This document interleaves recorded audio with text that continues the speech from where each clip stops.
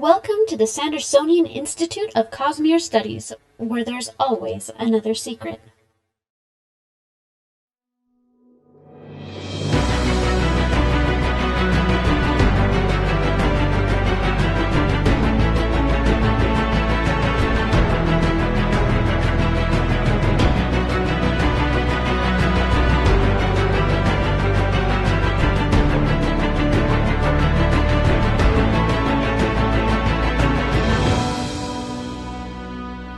Welcome back, Sixers, to another episode of the Sandersonian Institute of Cosmere Studies. This is episode 158, and today is March 25th, 2024.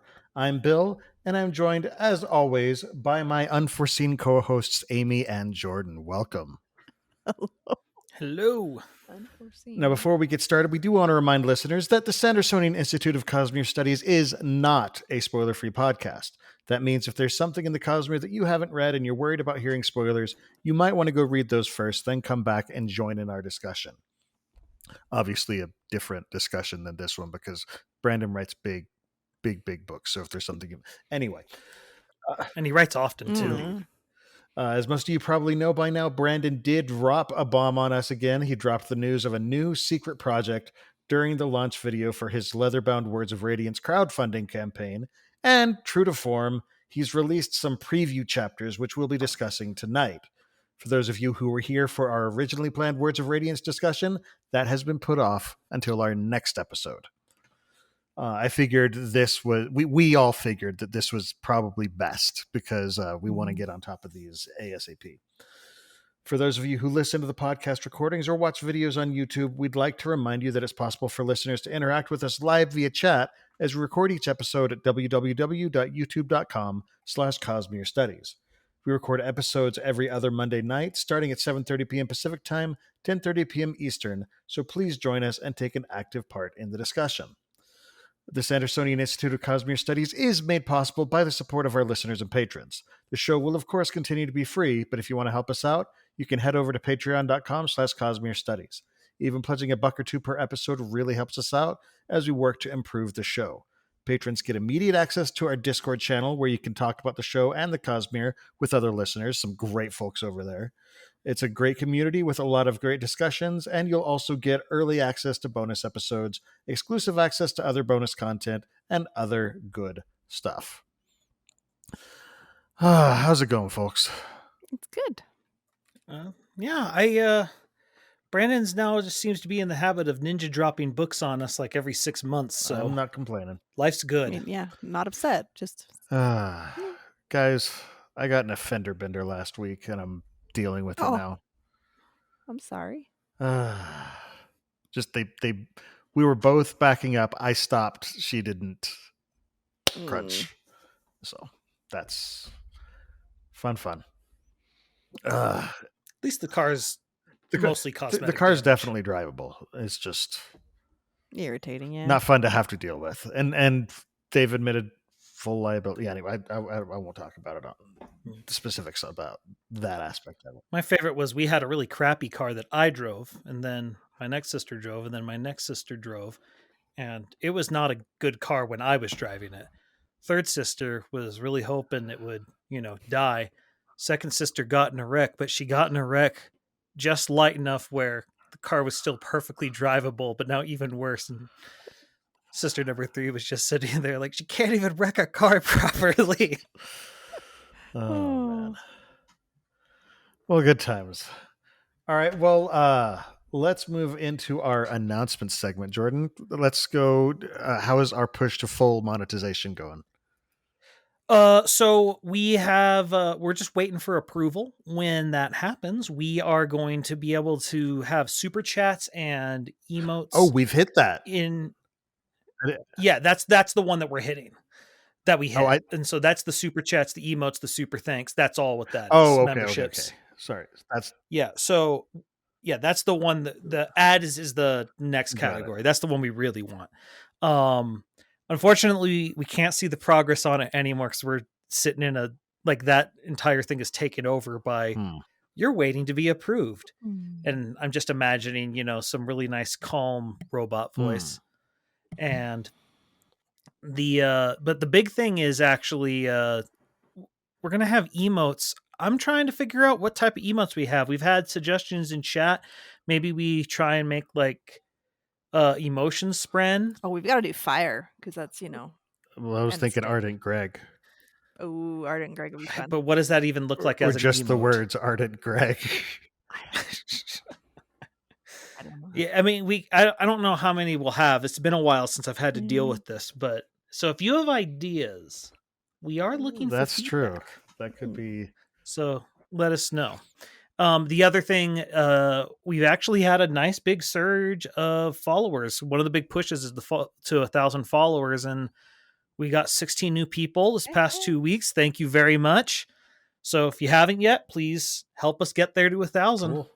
And keep watching because we're trying to get to 4,000. And if we keep going at this rate, we'll get there much faster than I anticipated. That's for sure. Awesome. So that's good. The other thing I need to update everyone on, we did have our Cosmere 20 questions. Yes. Last week. Filled with technical difficulties. Everything went wrong with me trying to do it. So we ended up having to move over to my personal Twitch stream. For that, I do apologize. But I will have the video out soon, and we're going to try and cut it up into shorts maybe. I'm thinking going forward, just because it proved to be a little easier than I was anticipating. Mm-hmm. And then I realized Cosmere 16 questions might be a little more thematic. More thematic, but no. And so just thinking about it. That's 20's almost not enough questions. 16, I don't know. People were nailing it pretty quick, actually. Way quicker than the video game 20 questions. I'm thinking like it's one of those things where I think I'm not ready to. I need to go for more niche stuff then, if that's absolutely. the case. And I don't know. I like 16 questions better. Well, I would like to try it with 20 first before you suddenly change it to 16 because I wasn't able to be there for last time. Speaking of emotes, I do like Libralita's suggestion in chat. We could just have a squee emote for Amy. That's true. I approve. Squee approved. Okay. All right. Well, if we're done there, then let's move on to the Cosmere Thing of the Week. Jordan, what do we have for the Cosmere Thing of the Week this week? We have another picture by Connor Chamberlain.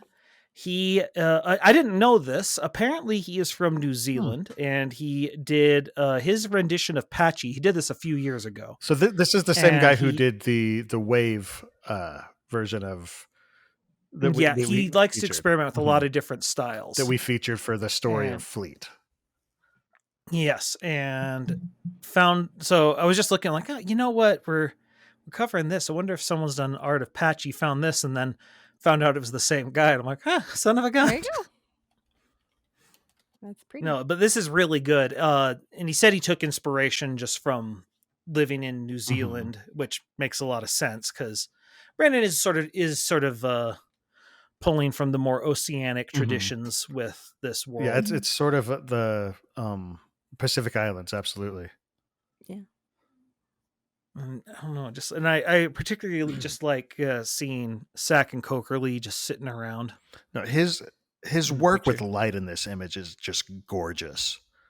Like I am so amazed at this level of artistry. You know, I'm really excited when I can make something look like an actual, thing.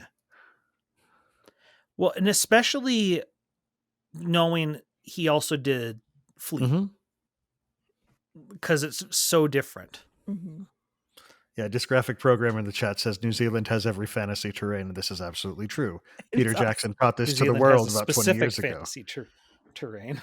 Yeah. The land of the hobbits. No, New Zealand. Except that's the thing. New Zealand has like everything. They had a huge cinema, like a film industry pop up almost overnight after Peter Jackson went there and just said, hey, check this place out because you can have the mountains, the Misty Mountains and the Shire and, Rivendell all and Oscaliath and all of these places, like exactly, all right there. Yeah. I've seen a bunch of pictures of people like taking vacations in New Zealand and like getting pictures in the exact same spot as, Lord of the Rings pictures and stuff. And I'm like, oh, I want to do that. But like a lot of film studios after that happened were just like, well, we got to cash in on this because this is some stunning scenery. Mm-hmm. And it, this image kind of captures that. With it all being in one area definitely helps Absolutely. cut down costs. Yeah. But yeah, so great job. We've linked to his Instagram in the description of the YouTube video if you are so interested in checking out more of his Cosmere art. And it's also in the show notes, so you can check that out too. Indeed. All right. Well, moving on to Sanderson news. This one bit right here is actually very pertinent to tonight's discussion because Secret Project number 5 has a title, kind of. Well, working. It seems has several firm. working titles. Nope. I don't know how firm it seemed actually because Brandon said currently it's titled Isles of the Emberdark. He said, but he also said, or it may just be called Emberdark, or it may be called something else entirely. Like he was very, very firm on the fact that it is not set yet. Okay. Well, it felt firm on Isles of the Emberdark to me, but Wind and Truth is firm, but Isles of Emberdark is not. Speaking of Wind and Truth, though, his 4th revision of it is now at 80%. As of a week ago, his Skyward Legacy revision is 53%, and he showed some prototypes of the pins for the crowdfunding, which they're just adorable. I mean, they're basically they're pin versions of all the plushies that we talked about last episode. Okay. And then let's see, they've got Bridge 4 patches back in stock, and they actually have had some extras of all of the Wax and Wayne broadsheets that they were giving away at the releases and at Dragonsteel and stuff like that. And those are now up on the store as well. Exhibitor applications for Dragonsteel are up. And so if you are a content creator or you're wanting to exhibit at Dragonsteel this year, you want to do that in the next week or so because time is running out. It's also panel applications are available on the website, but I don't think that we're going to unfortunately have a booth this year. It just we've looked at a few different things, and we are planning to attend the convention, but we may not be able to have the booth. And so if you are coming to town, though, I think we should put together some sort of get together. Yeah. So. But I still have stuff that I made, like the dice, and I have stuff that I was planning to make that I already bought the supplies for. And I have 2 different people that might be open to having a booth or like a pop-up booth there because they have some indie alley or indie artist or whatever that's called. Ones that are like for 1 day or maybe 2 days or something like that. And so my stuff is going to be for sale at one of those, perhaps. And so if you are interested in any of my stuff, I will make sure that when I know where it's going to be, you all can know too. So cool. Awesome. Excellent. And then the last bit of news is the Sunlit Man, the mass market versions by Tor and Golanx. Those are now available and they have hit bestseller status. So that's kind of cool that he kickstarted it, had super deluxe fancy versions that sold and broke records, and he still is a bestseller with the normal version. Why? Because we are fanatics who need impulse control therapy. I actually think it's because I think the Kickstarter really kick-started a lot of people reading Brandon. It's possible. Oh yeah, and I think very possible. There was a huge surge of different content creators on TikTok and YouTube and all these other places, and who had not read Sanderson, and they were already big in the book community, and they started reading Way of Kings or one of the secret projects or whatever else, and things just kind of blew up from there, which led to some people being grumpy in Cosmere talk because those people were getting more attention, but it's a whole other thing. So yeah, well. Yeah, that's how it goes. If you already have 40,000 followers, then you're going to get more attention. Yeah, it is a whole other thing. So, yeah. But yeah, but that's the end of the news that I have for this week. Of course, there will be new news tomorrow. So, sorry, I bring All that right, up. good stream. I bring that up every time, but I'm a little bitter. What? I said, all right, good stream. Good stream. Good night, guys. No, Bye-bye. so let's move into our main discussion. So we are talking a bit again about Isles of the Emberdark. And guys, it's about dragons. He's got dragons and Patji. I definitely didn't have that in my my predictions for the Six of the Dusk sequel. I did not see the combination. I I was thought it totally was feeling 6, but I was like, I did not see the dragon connection. Yeah. Well, I mean, like, if you think about it, this is actually the first time in canon that we've seen Frost in person. Because, like, Sorry, I got- yes, we did see we've seen him in his letters to Hoyd, Mhm. and we've seen him in the Traveler, but the Traveler is what's the word I canon just said it. adjacent? Canon. I was like Cosmere. No, it's not Cosmere adjacent. Canon adjacent. Yes. It's dragon canon. And he's an uncle and he's adorable. I love it. He's got sort of those Uncle Iroh vibes. Oh yes, and that's I'm like, I like it, and I'm skimming it again because I listened to it instead of reading it Mhm. physically or digitally. But there's a lot of little notes and mannerisms and stuff that Sanderson has Starling, which is the young dragon, doing, and it's Mhm. like screams little kid to me, and I'm like, oh yep, that is totally a little kid thing to do. To like sit there and be like, I'm not supposed to interrupt them. But oh, I'm impatient, and like they're going back and forth and shifting their weight and everything else, and I'm like, yep, that's little kids. He's noticed that. He has children. His 30-year-old little kid. Yeah. So So it's cute. No. Well, one thing that's interesting, Frost takes worship. Yeah. And from the way it's described, it seems fairly typical for dragons to accept worship. Which I feel like from the little, when I did the Everything We Know About Dragons panel, like the little bit of research that was done and stuff like that by us panelists, that feels like it's been hinted at that they do have worshippers, and there's like the pieces of wood or the bones or something like that. I can't remember what they're called now.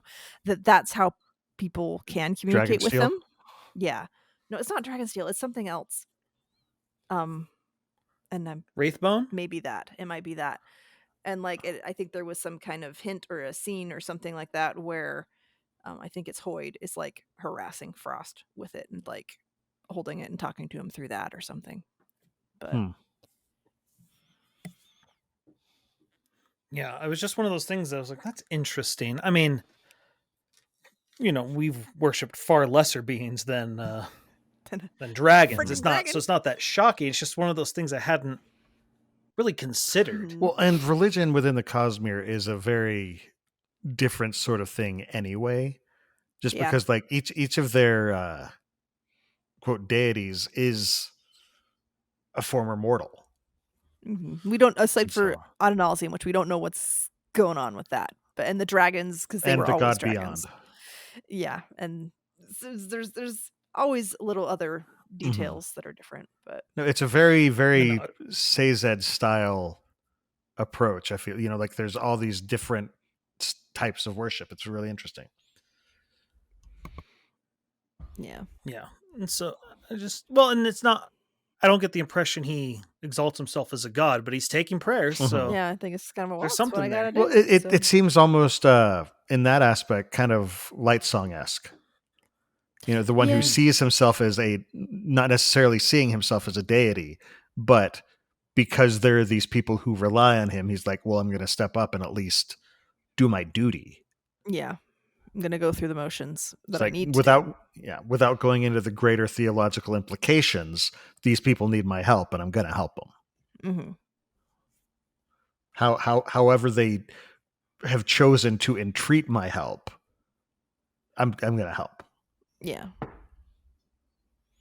Which makes sense why he's friends with Hoyd, even if they're not on the same terms.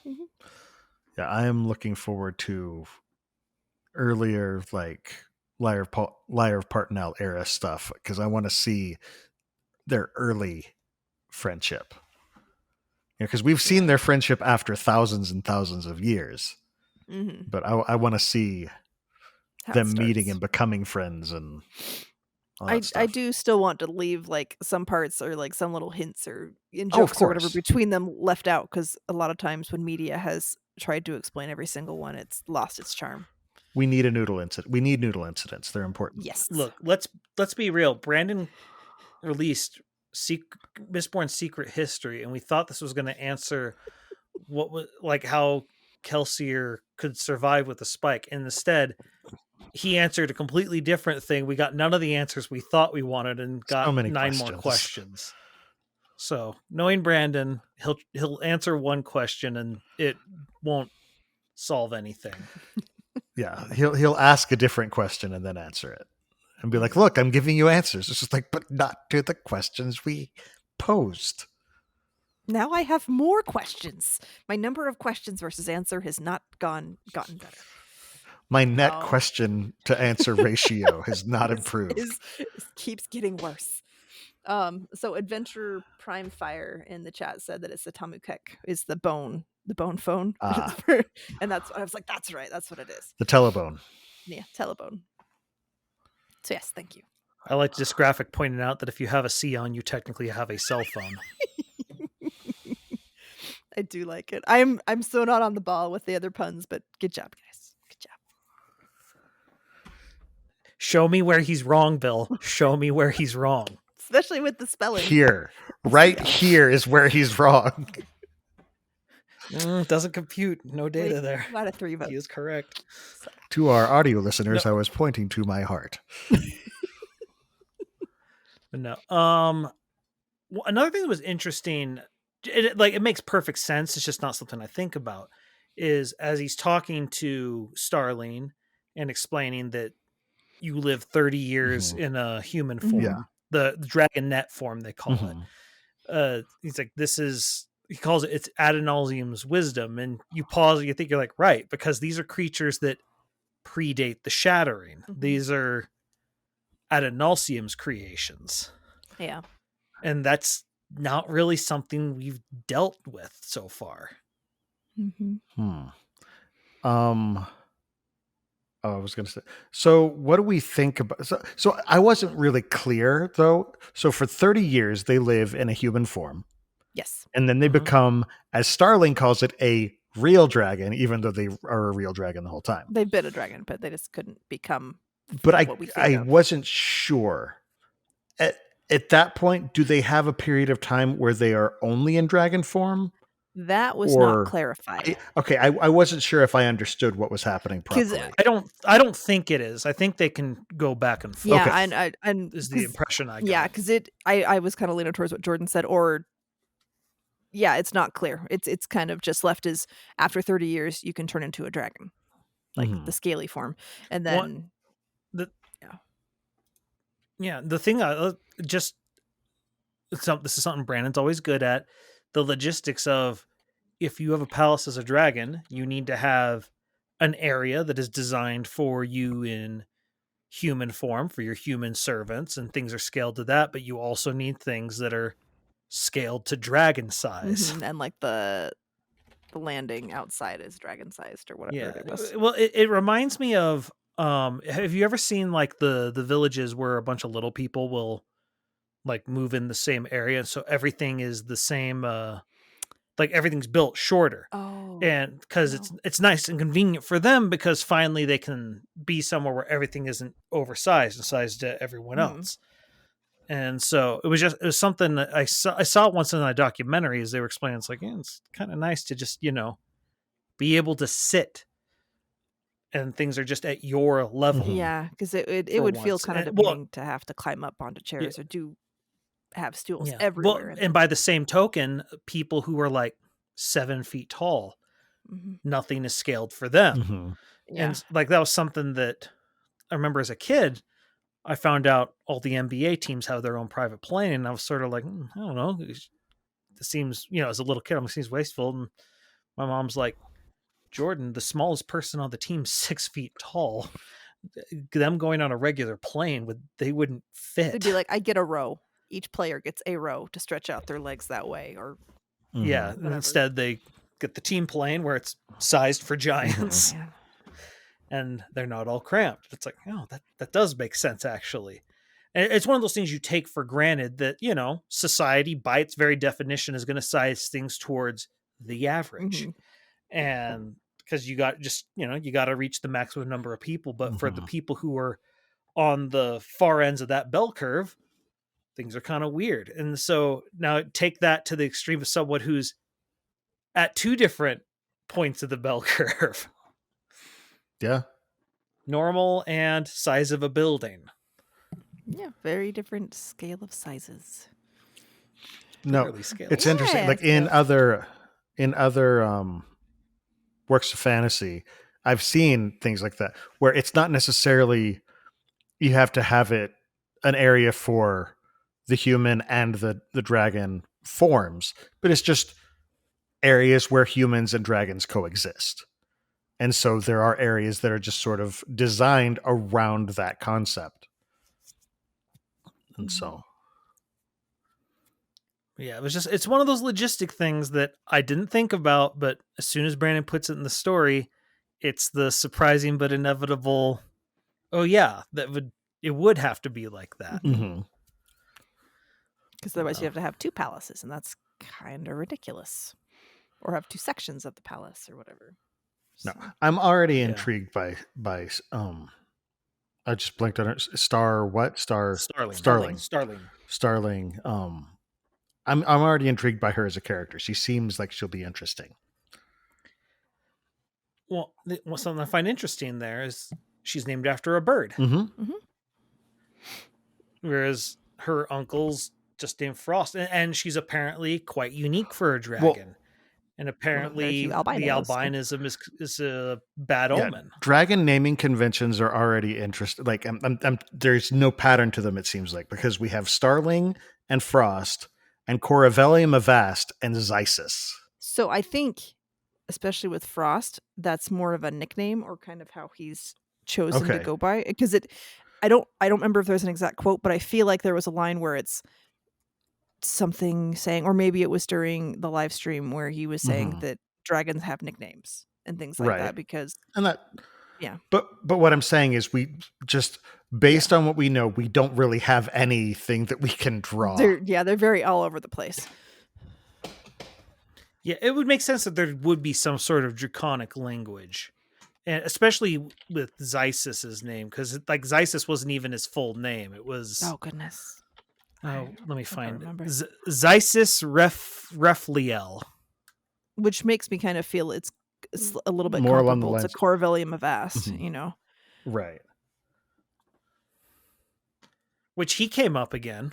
Oh, apparently Foil is his other name. Zysis's his other name, which makes sense with Fliel at the end. I forget, did we get a name for the dragon that was on like the Dragon Steel logo for last year? That space was dragon RPG character. What?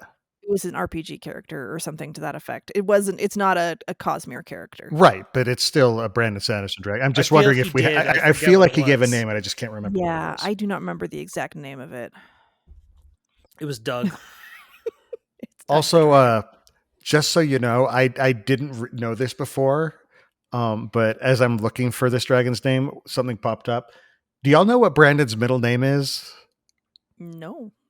It's Win.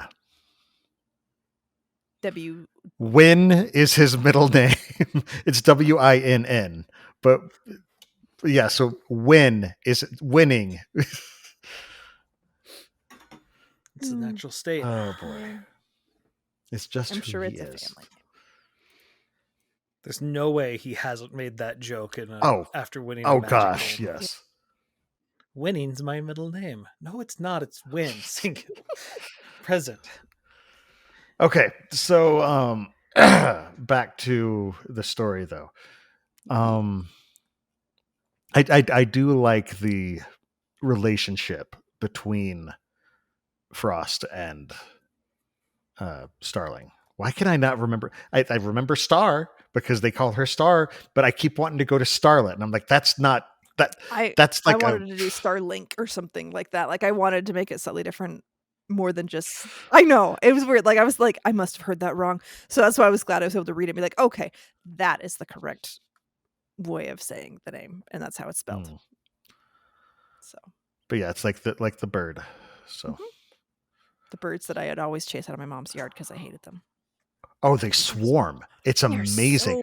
so, I do not. No, they're I just have so a many. video of a starling swarm that landed on my lawn. No one else's. It was just my lawn, and then they flew around and they fly and they land in the back lawn, and it was just my house. And they kept going back and forth, and they'd fly around in this organic mass and then land. And I felt like I was in an Alfred Hitchcock movie. Yeah, I can't remember if it's them or if it's another kind of bird, but it's like called a murmuring, where like the weird swirly bird. I think movement. that's them. Is it them? Yeah, but they're invasive to the U.S. and that's why I'm like, go away. But they're established now. They're fascinating. So, but concerning Starling, one, the fact that she's apparently albino, and that's, obviously even in dragons, it's a rare thing.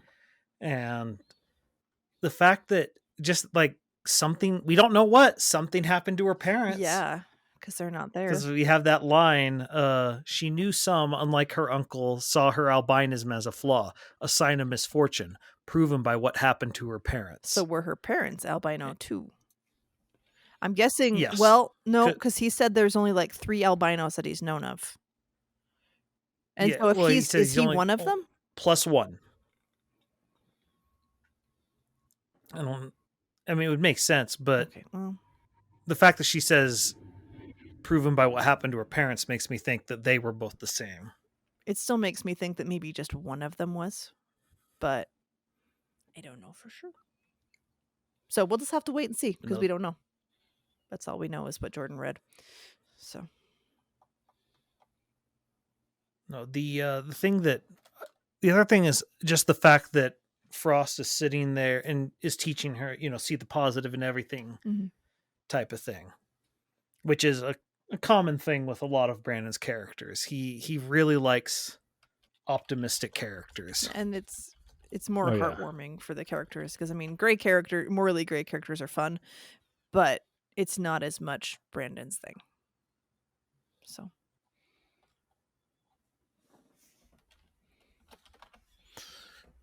oh man, no. But yeah, like when it first was like the very beginning of it, and it's like, oh, there's dragons, and I'm like, I was just like almost squealing to myself listening to. Well, it was like in the first paragraph or two that it's just like, oh, dragons, all right, dragons. Oh no, like Yolen. It's like in the distance across the rolling hills of forest of Yolen, and I'm like, wait, we're on Yolen. Well, yeah. As soon as they mentioned Fane, I was like, oh, this is Yolen. Interesting. So we're finally getting there. Yeah. This is, again, I think this is the first canon scene we've had on Yolen.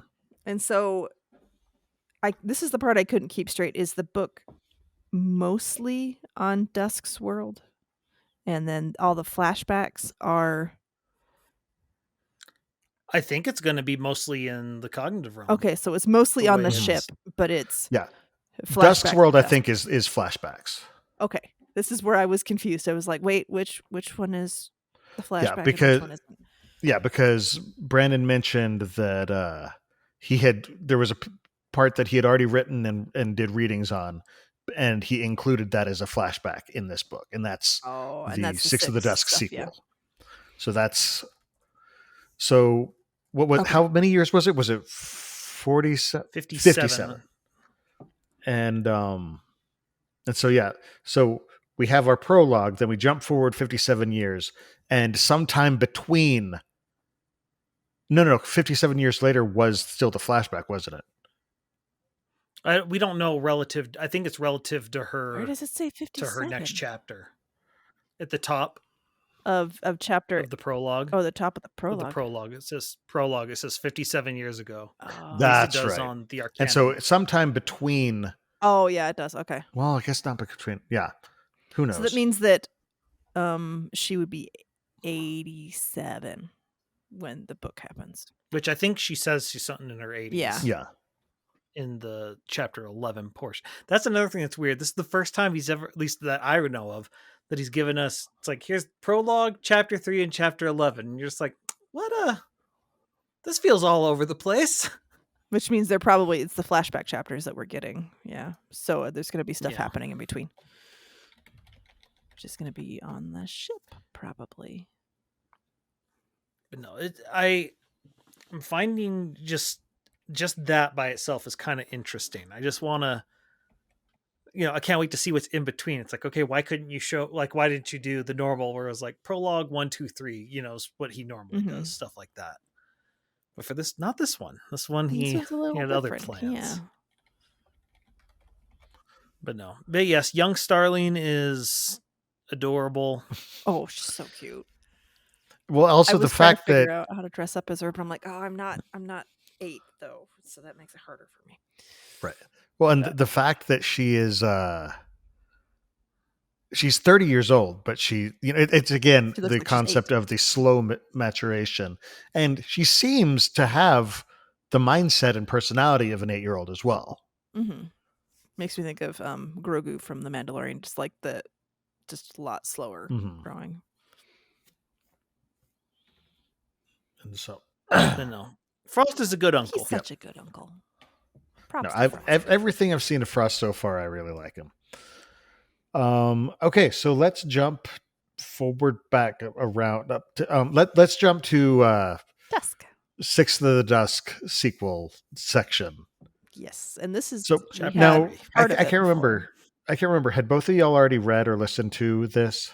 I'd read it. Yeah, I thought we talked about it, but we didn't have the beginning of chapter 3. We had part of it, but not the beginning of chapter 3. I don't think we ever talked about it. Did we not? I don't, because I know I read it.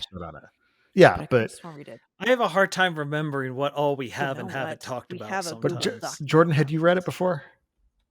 Yeah, I've read it before, but like she said, I hadn't if my memory serves me correct, it was when he got there that the original preview gave us, because I don't remember all the stuff of him walking up to it. Yeah, I think you're right. Yeah, that feels honestly. I remember it was in the room, not on the way to the room, and all the stuff leading up to it. I remember the only thing that I actually remembered from it was before reading this again was that there was a Radiant with a shard gun. And I was just like, okay, something's up here. What's going on? I remember the ship too, and like me not catching the fact that it was Scadrians. Like me just not clicking into the fact that we need to have this kind of metal for underneath. And I'm like, well, who could they be? And you guys are like, Scadrians. And I'm like, oh, yes, that makes sense. Yes. They needed steel. They needed to be, I think they said like 90% steel or something. Yeah. It was a heavy percentage. Yeah. But I just like, as he's walking up and the driver comes to him, there's like, why did they invite you? It's like, why are you here? And you find out he's punched people. I like Grumpy Sixth. He's so good. And like knowing that he's older and still scary. And like the fact that like he stays quiet. And then as soon as he says something, everybody's like, oh, we got to listen to him. And he's like, yep. Little few, when you reserve your words, that everybody takes so much more weight from those few that you do say. So. I mean, the thing that's interesting is I like his perspective, because this is a man of, of their old traditions and stuff, but he's adapting to living in the city and such. But I like how he, like, as he's looking at the ship, for example, which sounds like a pyramid the way it was described. But it's like, this is a smaller thing, it's supposed to go up to the bigger one. And he's like a very fancy canoe. It's a shuttle. Yeah. I mean, he would think of it as a canoe, because that is his frame of reference. But yeah, the other thing that I found interesting, just as he's going there, it reminded me a lot of Era 2, especially Alloy of Law, where Wax was going through and seeing, oh, these lights are here now, and seeing the industry popping up and the modernization and that sense of of loss of what came before. Mhm. Because it's one of those things that it's too convenient that you're never going to get people to go back. Who's going to go back to candles when you can just flip a switch? Right. Oh yeah. Even if there is something very interesting and alive about a flame. Mhm. But I mean, it's Well- it's so many advantages to the electricity versus a candle. It's safer and all these- Well, anyway, it's like looking at all of these different just features around your home that used to be handmade and high quality that are now just pressed wood and packed into a box and shipped out to be assembled on premises type thing. But there's something special about like a handcrafted bookshelf or all these different just fully made from the ground up things. But due to the convenience, a lot of people are just like the industry of those handcrafted things goes away because you can't get enough people to be willing to pay to wait the time and pay the cost to get something handcrafted. yeah. Well, and especially when so many people want it. Mhm. It's like there's a need for the cheaper mass And production. the speed of production is Now, so much more convenient. but another thing that's reminding me of Era 2 is this entire scene reminds me of Sazed, or I should say Harmony, talking about how he wants his people to get to this new technology more naturally. Mhm. Because we're seeing here the problem with not getting there naturally, Yeah. where the Scadrians are like almost like an opium pusher, getting them addicted to it, but they're the ones who can provide it because they're not giving them the knowledge that comes along And with it. it's interesting. Like it's got a very Prime Directive feel to it, from Star Trek, the Prime Directive of non-interference and allowing people to develop to a certain point on their own. But if you remember from Six of the Dusk, it seems like there's some form of treaty similar to the Prime Directive in effect, but the Scadrians kind of manipulated their way into the loophole. It's Yeah. like They're they skirting can't, that line, but even Mhm. if they're not following the spirit of it, they're like, we're not breaking the rule, but we're basically it's a very Pandora's box type thing where the box has to be opened by a human type thing, and so they're just like, hey, look It's at right this. here. Oh Look no, at don't look in the box. Don't look in the box. We don't want you to look in there. Oh no. And then they pop You can't open look in the box. and suddenly it's like, all right, game on. And Now we can do what we want. it's just sort of a, yeah, I mean, again, sorry for pulling Star Trek references, but like in First Contact, as soon as humans cross the warp threshold, their first contact is made by the Vulcans because suddenly, okay, you're worth fair noticing, game. And Mhm. meanwhile, there are other people who notice and say, okay, we can go in and start harvesting or doing whatever we want. Yeah, and I feel like there was Well, some line where I think it was the Rosharan, who we don't know who it is, was saying something. Skybreaker. Yeah, the Skybreaker, who's like, they're just going to turn you into another farm world or something to that effect. Which means they have done this before, which is really Mhm. depressing. Yeah. Well, but also making it clear they're doing it too. Yeah, and it's like, Because he's proposing the exact same thing, Mhm. but we'll give you 1% back. And this is the problem with any sort of Cold War situation is the war isn't hot, but the reason the war isn't hot is because things are even, and you cannot negotiate we're seeing from their perspective right now, you cannot negotiate from a position of weakness, because if you're negotiating from a position of weakness, they always have the option to just bowl you over Mhm. if they want to. Now, you have the problem of this. They have a very, very valuable resource. It reminds me a lot of the island nations during World War II, where they would discover rubber, and it didn't matter if what the locals we're doing. It's like, look, we're taking on a world war.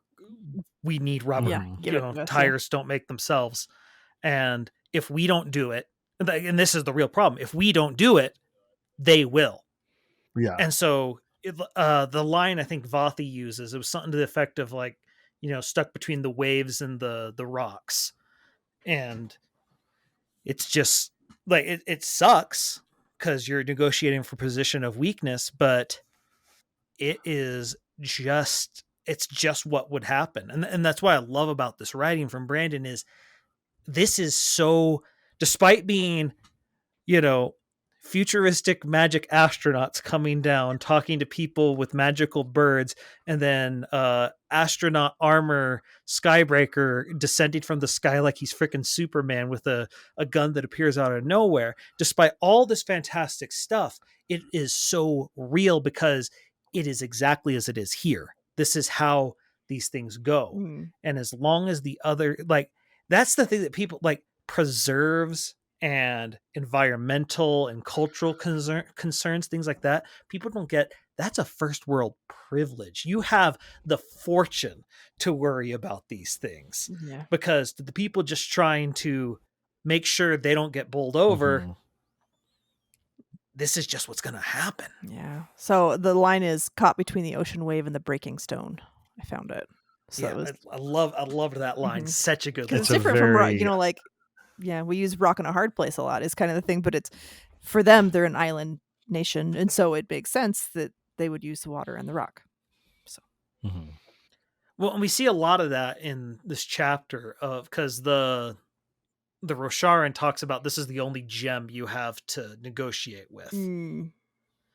Yeah. And Brandon likes to play with colloquialisms. Yeah. I mean, that's how people first recognized, for example, that Zale was Vasher, is because he started making references about colors and stuff like that. And so people are just like, wait. That is a very, very Nalthian metaphor. And, then like he does it even with curse words. You've got rust and ruin, and you've got storming, and you got Lift, starving is her swear that's of her choice. Worst scenario is starving. Yeah. But another thing I loved here was the big thing where we're finally going to see their faces, and to their horror, they look like them. But it was much more comforting when they could just imagine them being this alien thing. But if they're human, instead it's relatable. You get them. They're like you. Yeah. All right. This is probably a good time to take a break because we've been at this for a little while. So we will see y'all in just a moment. And we're back. Okay, so I'm trying to think, what was the last thing we just talked about? We were discussing the fact that they took off their helmets and they're human. Yes. I have a theory on them finally taking off their helmets, because it's weird to me that they haven't revealed themselves to be human, because I would think it from a negotiation standpoint, showing up and being like, hey, we look like you, would be to their advantage. Well, particularly on a world like First of the Sun, just because so far as we've seen, we haven't seen any sentient races other than human on this world. Yeah. Yeah. Like, I mean, if on Scadrial, for example, you have the Khandra, or on other worlds, you have the Shodel and that kind of thing. You might not necessarily assume, but in this, I don't know. It's different. They've only seen humans and ABS. I have a theory on this. I think they weren't showing their faces not because they were waiting for some grand reveal as a thing. I think because they've been shoving antibiotics out to these people. I think they were worried about cross-contaminating diseases between the two cultures. And what they were doing was probably doing some sort of, if not vaccination, but some sort of antibiotic. Inoculation. Yeah, because you'll notice, who do we not see? We don't see the Rosharan's face this episode. Didn't think about that. And so I think because these are people who have a very, very, literally a symbiotic relationship with animals. Mm-hmm. And so the plagues, deadly plagues tend to come from when it jumps from an animal to a human. Bubonic plague was rats. Well, and they talk about the plague amongst the AVR. Yeah. And there's also tropical environments tend to, at least from what I know or whatever I've observed, there's a lot more there than other places that are, because like warm, wet, moist they places, foment growth. Yeah, they viruses and whatever else grow. And this is a planet that literally foments growth of very deadly things. Yes, and then there's the whole animal human virus thing that you're saying, but yeah. And so I think they've been inoculating themselves and the population for the reverse. The other thing is that this is a world that we know has been already previously influenced by autonomy, which, we're talking about Roshar and Scadrial, but there's more out there even. Well, that was the other thing I wanted to talk about. We know Patji is an avatar of autonomy. Mm-hmm. So why on earth are we not hearing about autonomy related forces coming to stake their claim? Okay, so here's my far out theory that I haven't, I'm not sold on it yet, but what if the ones above are autonomy related forces that are coming to stake their claim? Because this is far in the future, and we know that autonomy hasn't completely written off Scadrial yet. So what if at some what's that? She's just regrouping. It's kind of the feeling. So what if at some point she has come back, and this is if not taken the planet, at least gotten, maybe this is another branch of the set. So here's my theory on what's going on. My theory is, because this is the far future, and we know, we know the Ghostbloods in particular are very decidedly anti-autonomy, or Bovidin, I should say, because it gets really weird when you start using the virtues themselves, because Kelsey is real big on autonomy. No, but I think what's going on is, I think in the far future, because autonomy has made a lot of enemies. Mm-hmm. Autonomy went in StarCraft terms with a rush build and has pissed off Cell. I understand that, I think. Darn straight. And so, attacked Cell, attacked Scadrial, apparently was probably involved in stuff going on, at least tangentially, with whatever Odium was up to. With Cell, though, it wasn't even necessarily as much an attack as Cell. It feels a lot more insidious. Yeah. And so, but what I think happened, because Kelsier talks about in his conversation with Sazed, and it's we need to be finding allies, because Kelsier is, I'd say he's scarred by, but he's been scarred by a lot of things, but particularly the Pits of Hathsin. But emotionally, he was scarred by his time in Secret History, where he discovered not only are there other forces at play there, but they're using people, even really competent people like himself, as pawns. Mm-hmm. And he's like, we almost lost the entire planet because we didn't understand these forces. And then in Era 2, we almost lost the planet again because things are there's other forces out there playing against us. And so I think this is a future where Kelsier got his alliance, and Kelsier was able to, they started pushing back with the alliance. And autonomy, I think, by its very nature, with how it creates multiple avatars everywhere, I think autonomy is in a position where they get isolated pretty hard. Especially if people start protecting their perpendicularities, which clearly from this we know they're doing. And then Kelsier, again, in that conversation and with Sazed, says, travel through the cognitive realm is getting more and more dangerous. Yeah. And So I think sorry. autonomy. Expound a bit on what you're saying with protecting their perpendicularities, because like I know that the perpendicularity on Patji is different, Yeah. but like what are you specifically talking about?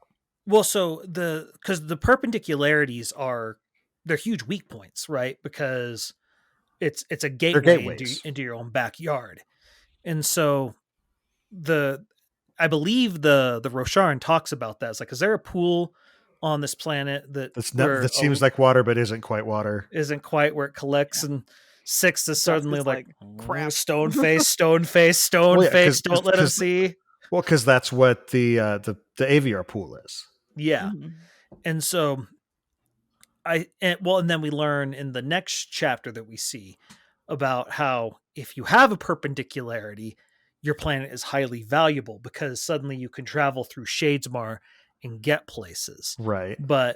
And so what I think's going on here is it's just like the battle for the Oath Gates on Roshar, where you need to control the Oath Gates because that lets you move an army anywhere. And so I think what happened is Kelsier was able to cut off Autonomy's access to the Oath Gates. And Autonomy, their forces have been exclusively moving. Like we don't see any to the evidence Oath Gates? so far. Or not Oath Gates, sorry, to the perpendicularities. And I think what's going on is Autonomy put too much in being able to travel through Shadesmar and is going to fall behind in the space tech that lets them get to places without it. And thus, suddenly, Autonomy finds itself with its disparate avatars scattered and isolated.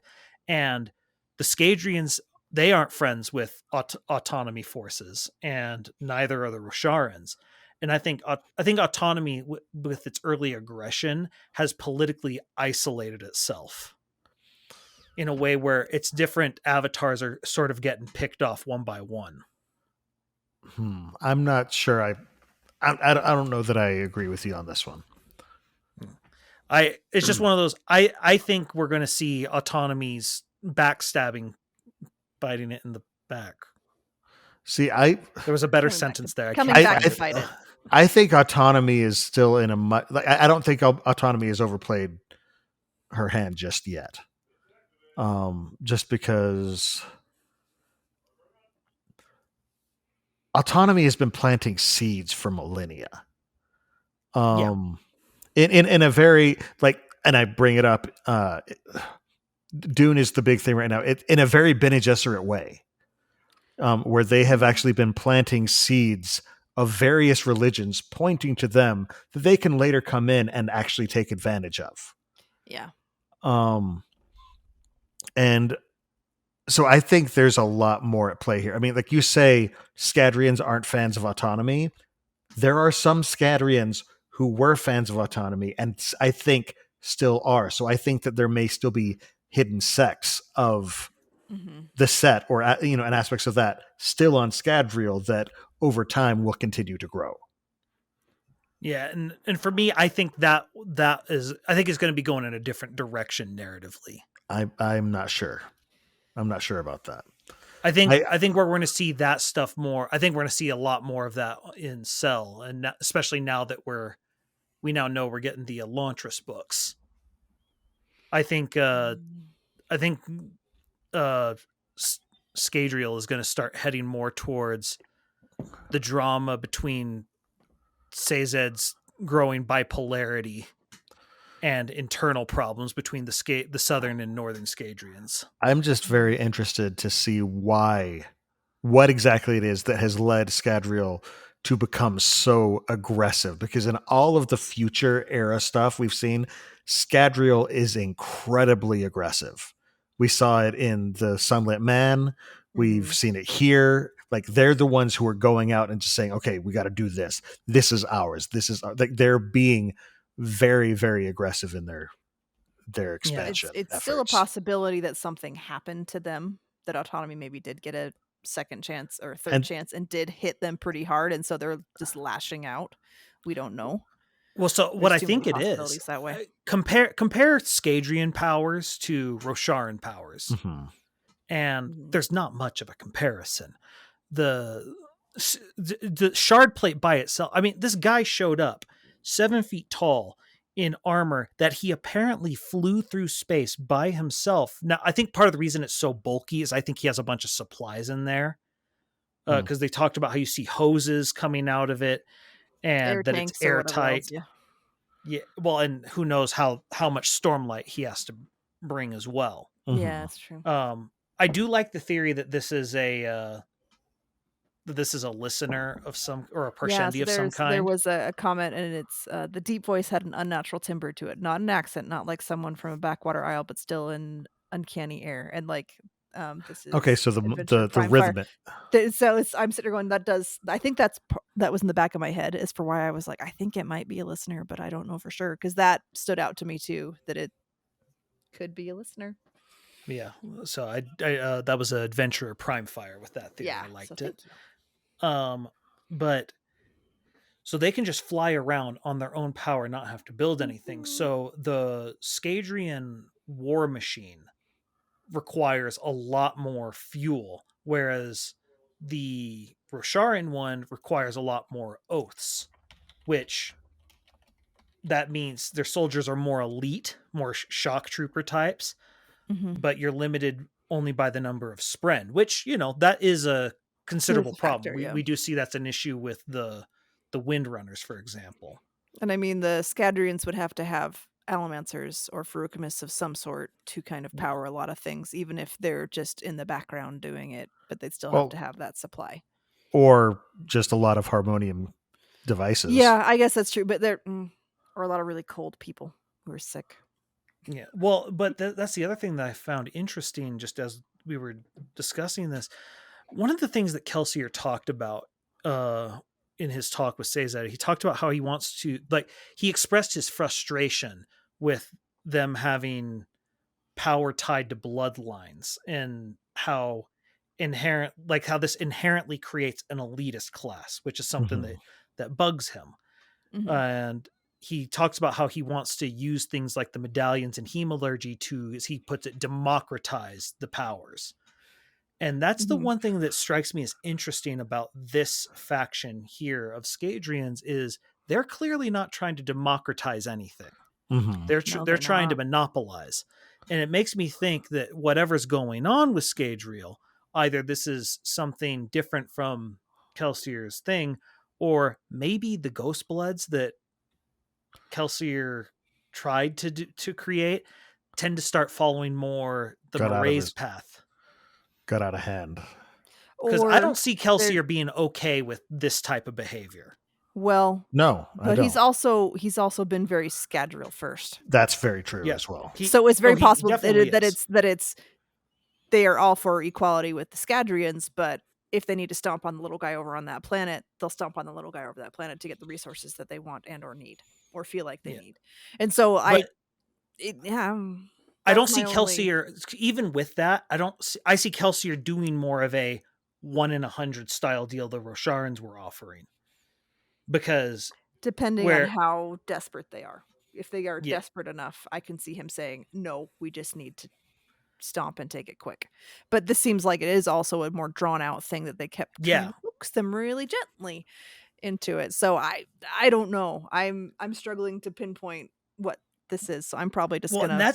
I love seeing the diplomatic maneuverings of this council, where they have been delaying and and it's a very strategic delay, and they're finally like, guys, they're not we're now, because the longer you do it, the more it's like, okay, doing things by the book is not worth it anymore.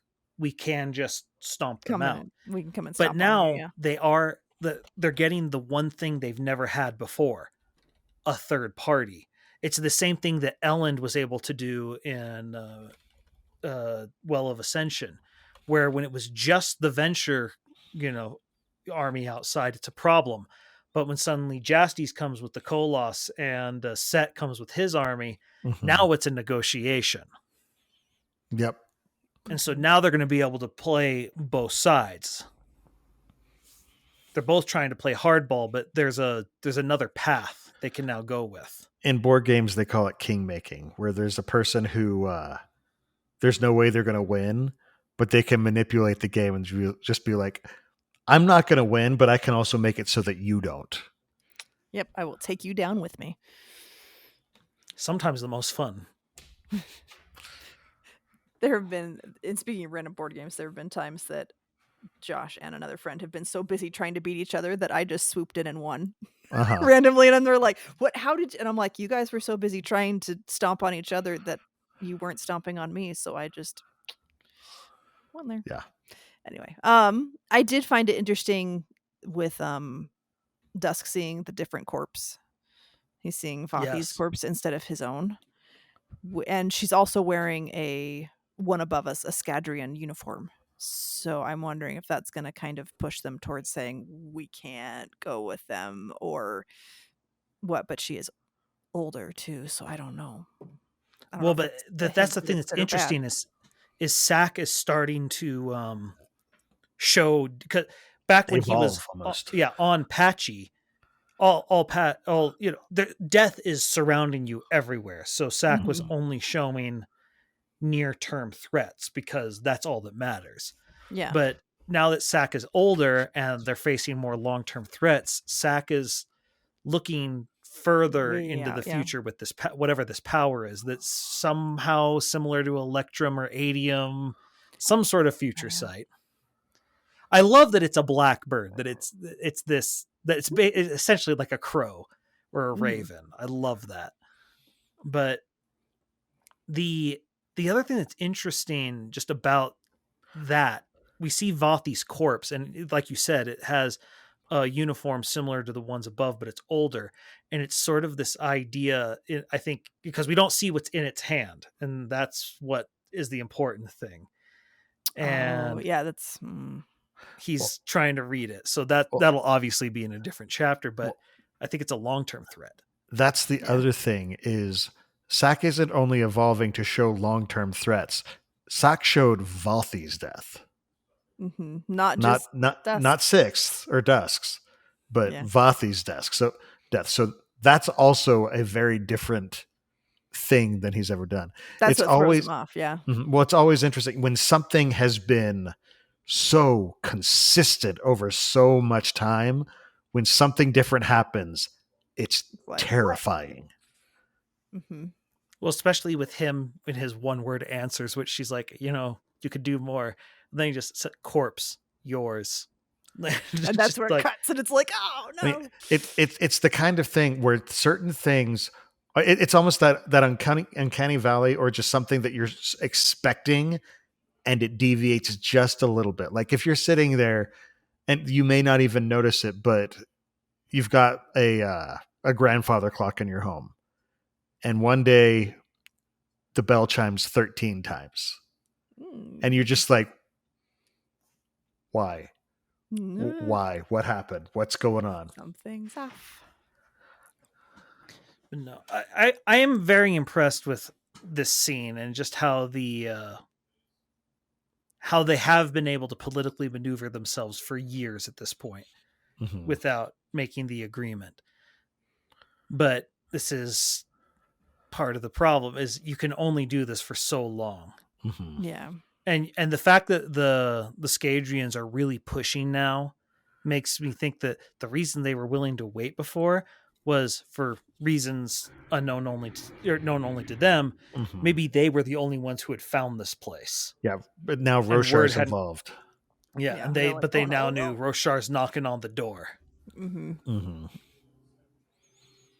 So it's just, I don't know. This is the type of political intrigue he was trying to do in Well of Ascension, but it was being done with Elend, who knows a lot of theory but is inexperienced with it, and thus he's having to rely more on the crew. What I like seeing here is these are people who have been politicians their entire career, and it looks to me fairly decent at it. But they're cut from a position of extreme weakness, and that's what makes it more impressive to me.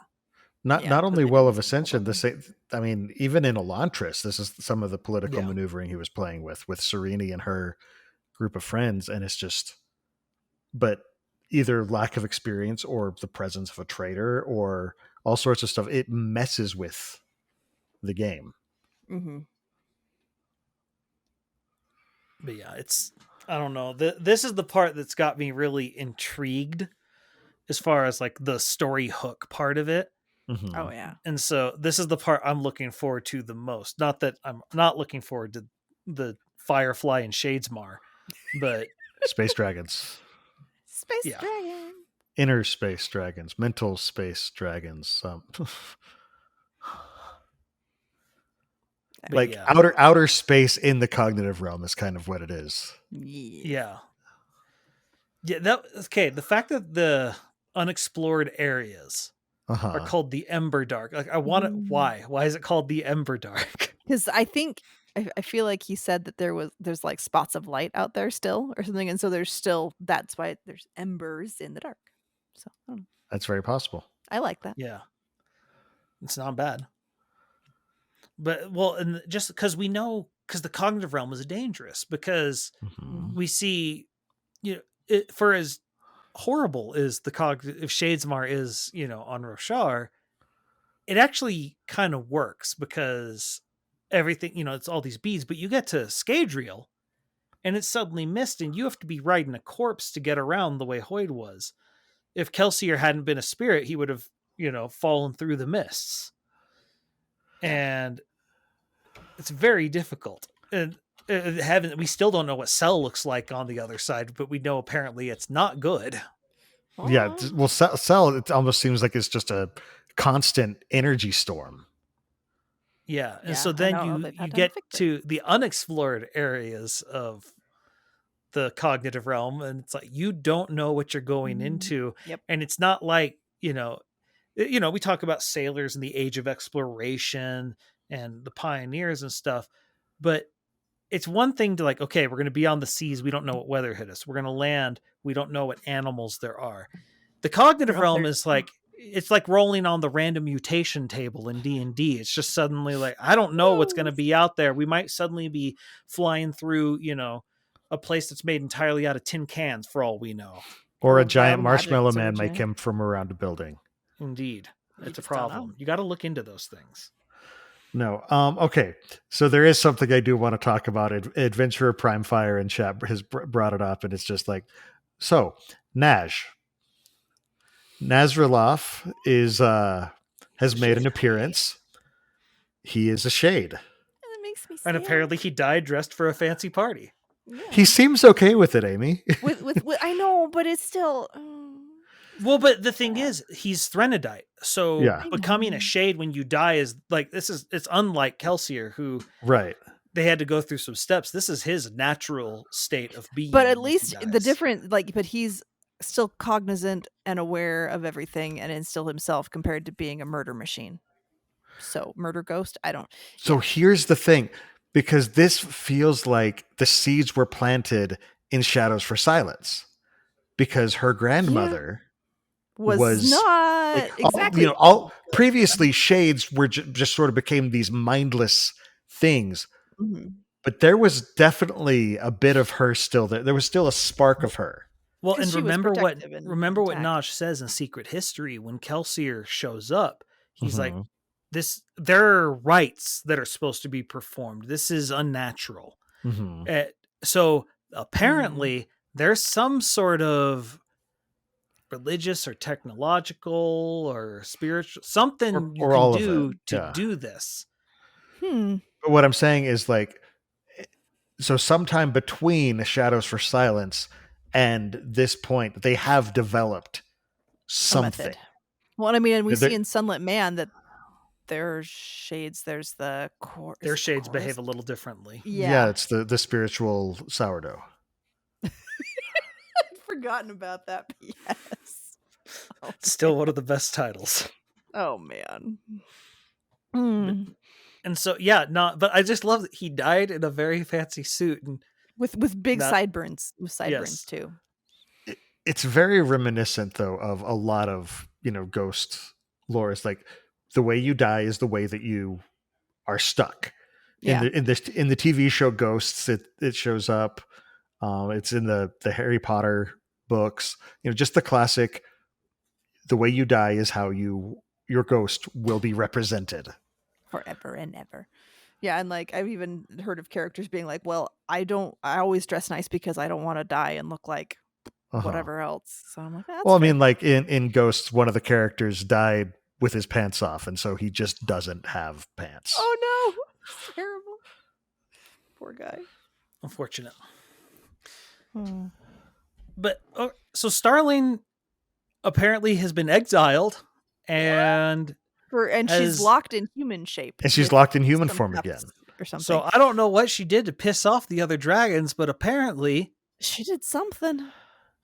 Or something happened. Now, we don't know if it's her being an albino or what. We don't even necessarily know if it's a punishment. Maybe it's a necessary thing. I don't remember seeing anything about a punishment. Because I remember it was. It said that she'd need to earn something. I thought. Let's see. Okay. Sorry. Here we are. I found it. Moving the left sleeve of her jacket slip back, exposing one of her manacles. Which, first of all, manacles automatically makes me think not positive, but silver against her powder white skin, the thick pieces of metal, more like bracers really, were the symbols of her exile, binding her into her human form, locking away her abilities until she learned. Okay, that is so. She did do something until she learned. And then the next line, still, she didn't know years later how much the exile was to punish her and how much it was to teach her. Her people's leaders could be obscure about such matters. And I think that's where my uncertainty came from. Yeah. Well, and in theory, in any good penal system, it should be partially to punish and partially to reform. If it's an actual proper reform system. So that statement is like should be both.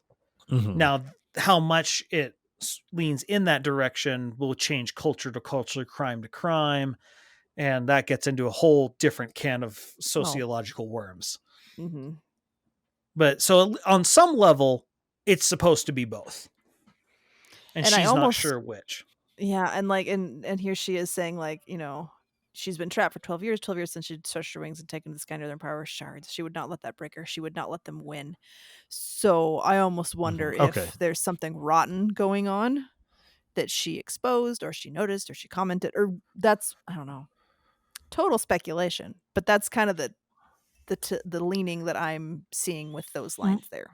With the way you said that, my brain immediately goes to Vin's rant she goes on in book 1, where she lectures all of them, and it's like, you all talk about how much you hate the nobles, but you guys are nobles, and you don't know what it's like to live on the street. You don't know any, like, you don't understand their struggle. Goes through that entire speech, and I'm thinking, what if she gave a similar speech like that, but you're giving it to dragons? People to dragons who are traditionally more prideful. And I would think, like, even if they're not the traditional dragons, because we already have Brandon playing with that, with the whole line. It's like, you're not going to get them to stop talking about you have a horde somewhere if you're doing stuff like this. Oh, shoot.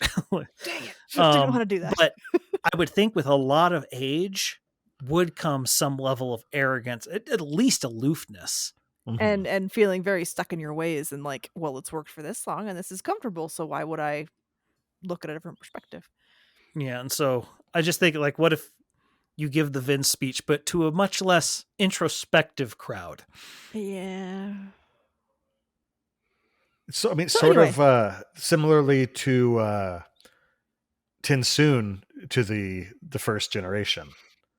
Or the second generation, rather. Yeah, because the first generation was like, nope, this is what we're here for. Second generation is like, we don't want to give up our power. What are you talking about? The second generation.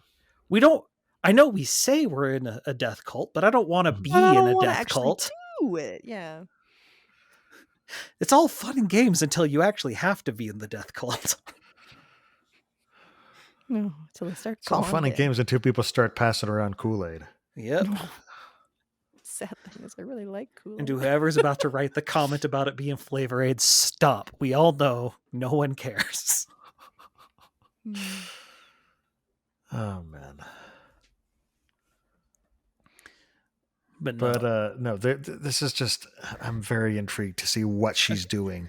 Like on her own little Dawnshard Wander's Tale journey in the Emberdark.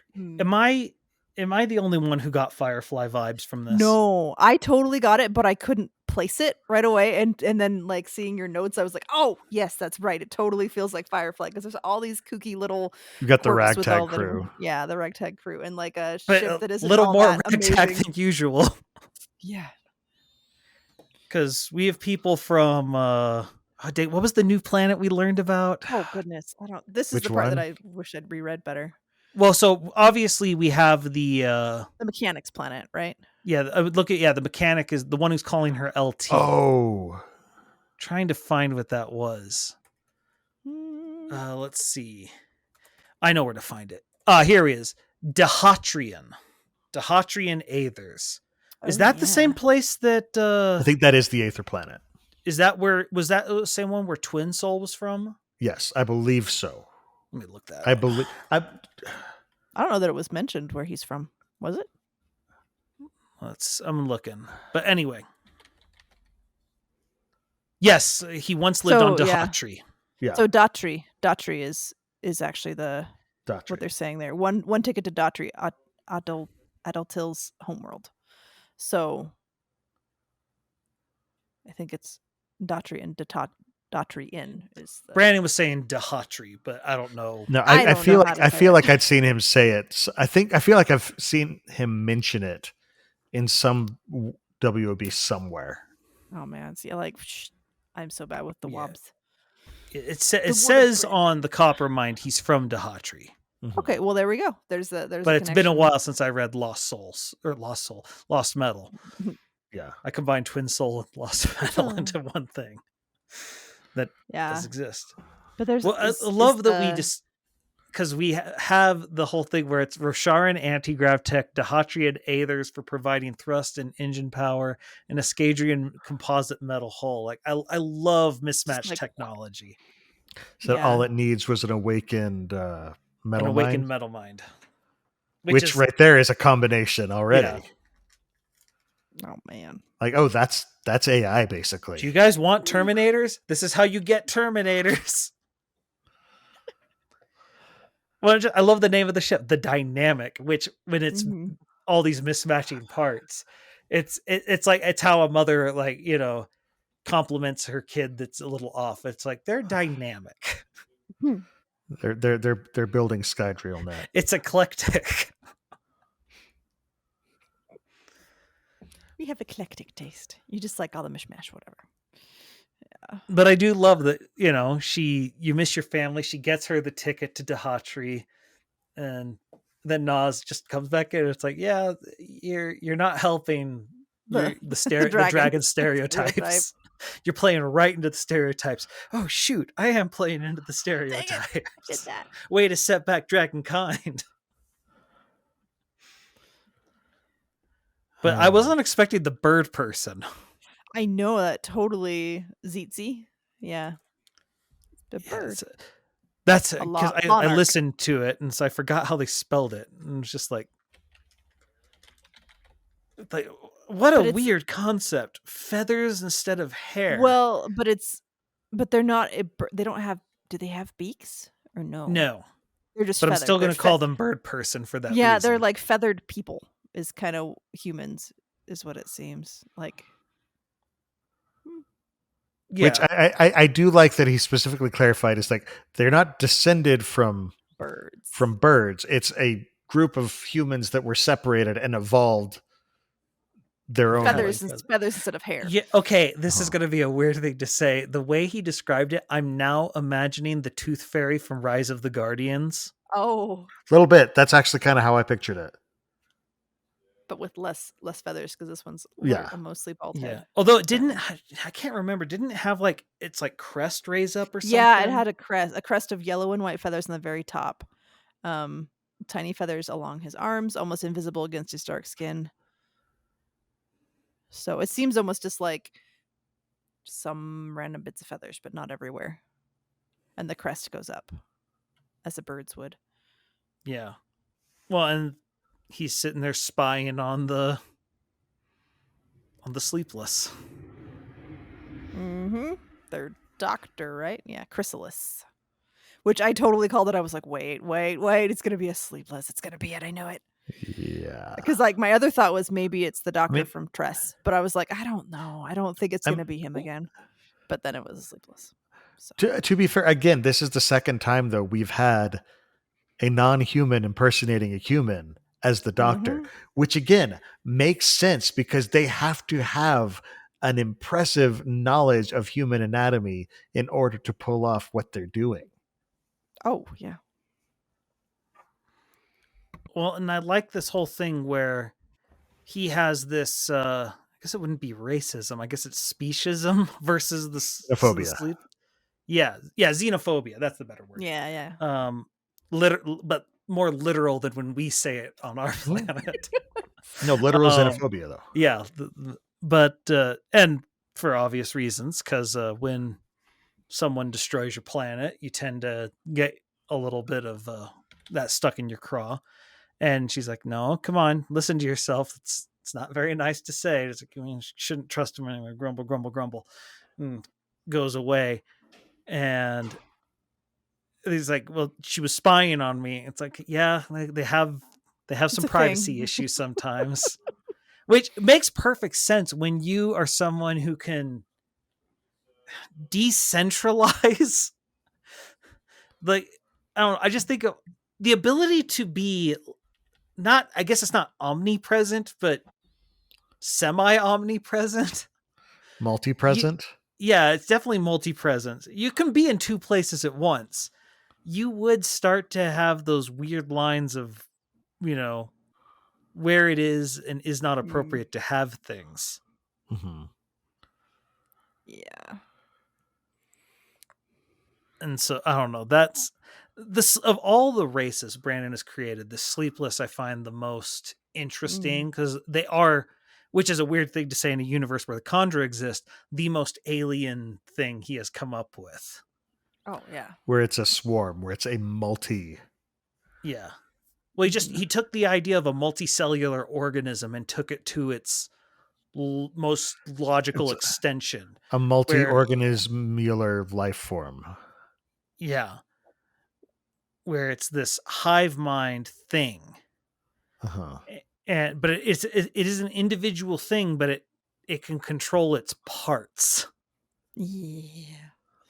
And the idea of one, it's one thing a Kandra being a doctor. This thing being a doctor does unnerve me.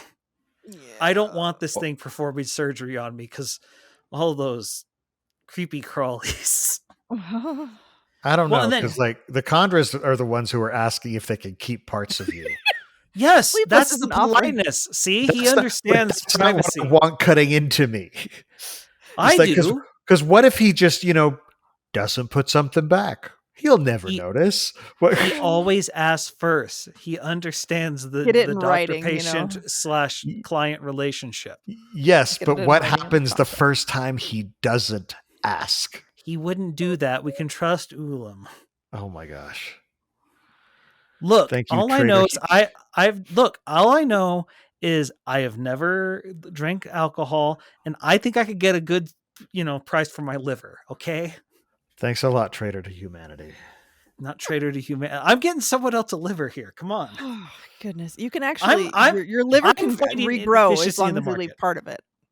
See, I'm finding inefficiencies in the market. I'm making deals here. I'm a problem solver. I get Ulam. Still creepy, but that's okay. Libralita in chat asks what I'm going to use my skull for when I'm dead. Identification. Well, that's a fair point, but what if he can it's like $2,000 for your skull after you die? Dental records. He didn't ask for the teeth. He wants the skull. Oh my. You're all monsters. Anyway, it was fun to see them reasonable here. I see All this right. as an absolute win. Oh boy. No, I'm definitely looking forward to this coming out. So Yeah. It's this gonna is be- something I find it amusing that people were, a lot of people were speculating, what's it going to be? What's it going to be? What's going to be? And, people were funnily referring to as Seventh of the Dusk. Where, they were right. But then also others who were just like, I did not have Dragon going on a space adventure in Yeah. the Fey realm with With a random aliens. oh my gosh, this is Birdman Brandon. and Siglis and yeah. Birdman also This is what happens when we leave Brandon alone. he gives us the 1,000-yard stare for far too long before slamming a manuscript on the table and walking away. Yeah. Like I had So- assumed that it was gonna be Six of the Dusk related just from where he'd been and I don't know. But yeah, totally did not call the dragon or the So stuff. can't remember who said it in chat earlier, but I liked the idea of the 631. It's 6 of the dusk, 3rd of the white Silver. dragons, Third or of what- silver. of silver, Oh, and Silver 1st of the sun. And I'm like, Yeah, that's I not don't know if bad. that was intentional, but I don't mind it. Yeah, it's of the theories that have been out there, and we've seen some kooky theories out there. I like that one. That one intrigues me. Oh, well, that's right. I forgot. Not James, points out in chat. This ship is owned by Zysis. Yes. So now we're getting Tress crossovers. Yeah, just extra little bit. So yeah, so Zysis did well with his research apparently, because now there's ships using Zephyr Aethers for propulsion, True. which is cool. So we've got the Lumarian Aethers as well as the Dehadrian. Datrian. Well, that was the Aethers. other thing that apparently, what's her bucket? Her Aether's dead. Yeah. Who what? What's her name? Dang it. It was like, I was looking for it. The engineer. Adetil. That Yeah. she has a dead Aether in her. Oh, Yeah. I'd forgotten about that. And there's also we haven't even talked about the fact that Hoyd was her teacher. Was Oh yeah. Starlink's So teacher. does that Yeah. make her? So maybe So- she's just she's another world singer / world bringer / I I believe think Brandon she's said the third one. Yeah, I think think she's the Brandon third. said in the The live stream, yeah. the live stream where he was there with the artist, which she was interesting. She was one of Hoyd's apprentices, Mm-hmm. which might explain So why we've- she got into trouble. Hoyd's apprentices have a history of doing that. And Hoyd So now we've apparently- seen 3. Is that right? Yeah, so we've seen Sen, and then there's Sigil and Starling. Okay. Wow, Not they're all Starling. S's. No, Adeedle. Is it a no? Starling's the dragon. Yeah, Starling was the one who was the apprentice. Starling. It's Starling. Not a Oh, Deedle. that's right. So they're all S's. That's interesting. That's I didn't right. realize that. Look out, Seth. Studying under Cephandrius, which is not an Oh. S, but it's a But it's it a sounds- sibilant it's a- sound. Yeah, that's right. Sibilant. But yeah. Anyway, yeah. So I'm willing to bet that's what gets her in trouble. I did like that Hoyd. What was the line? He forgot said about something that. like, you spend too much energy looking for light and dark places." I loved that line. Embers in the dark. And it's back to Amy's the Emberdark origin. There we go. I like it. All right. Well, I think that's a good good place to move off. To our listeners, we do love hearing from you, so please keep sending in questions. You can ask us about the Cosmere or drop your ideas for topics you'd like us to discuss during the show. While you're at it, we'd love to hear your feedback about how you think we're doing, as well as any interesting theories you might have about what's going on in the Cosmere. You can send your questions in a brief, concise email to cosmerestudies@gmail.com, and hopefully we could read that as part of the show. You can also reach us at the Sandersonian Institute of Cosmere Studies, P.O. Box 970063, Orem, Utah 84097. We do have our own personal projects that we work on outside of this podcast. So Jordan, why don't you lead us off and let us know what you've got going on? Well, some of you got the taste of Cosmere 20 questions. You can join us on Tuesdays for video game 20 questions over on my Twitch page, twitch.tv/splicestream, or Kick if you want to go over there. And yeah, I'm still looking for video editing work. So if you need some of that, let me know. Or if you know someone who needs one, let me know. Cool. And Amy, how about you? So my Facebook is Coincidence Cosplay and Props. My Twitter is @CoincidenceCosp because my name is Dulon. My Instagram is @coincidence_cosplay. My TikTok is @coincidencecosplay, and my website is www.coincidencecosplay.com. I am still horrifically bad at posting, but I have stuff that I am planning to post. But mostly, I've been working on Mud Troopers still. But I am like 85% done with 3 of the jackets, and mine will go pretty quick once I have it done, and then I can do other things than just sew Mud Trooper jackets. So yeah, but I'm gonna put up some Jawa stuff because I filmed some fun things today, and yeah, so just trucking along, doing things. Yep. Cool.